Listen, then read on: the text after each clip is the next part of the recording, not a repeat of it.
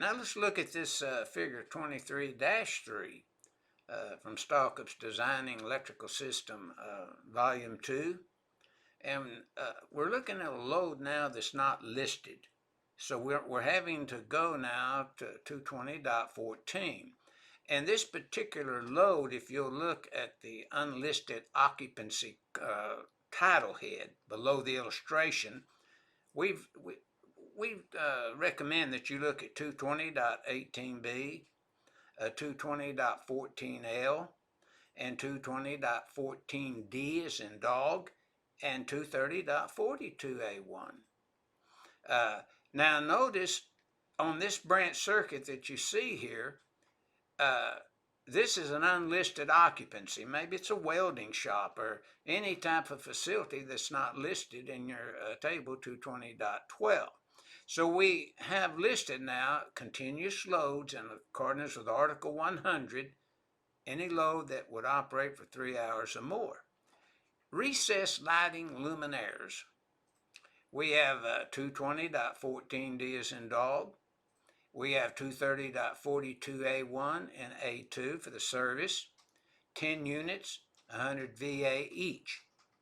Now, the electrical discharge lighting, 220.18b, 230.42a1 and a2, which is applicable, which one?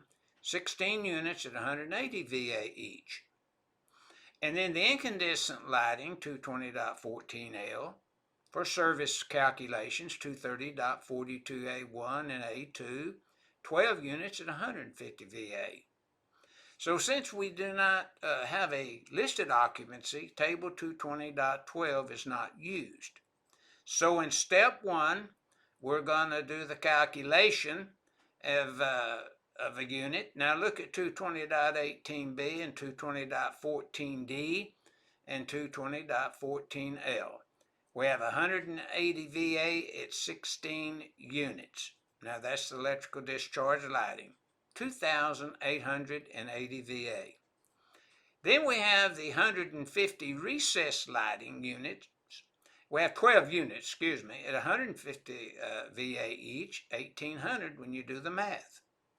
Then we have 10 units of the recessed lighting luminaires. And then notice at 100 VA at 10, we have 1,000.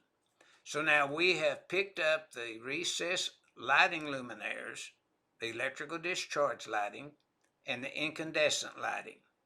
And when we total it, 5,680. But it's being used for 3 hours or more.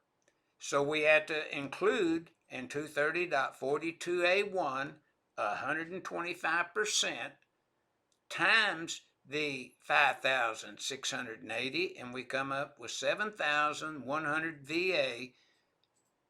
And for an unlisted occupancy, the solution is 7,100 VA that would be used in a calculation to determine the size of the service entrance conductors. And that's what this figure 23-3 is illustrating to the designer and user of the NEC.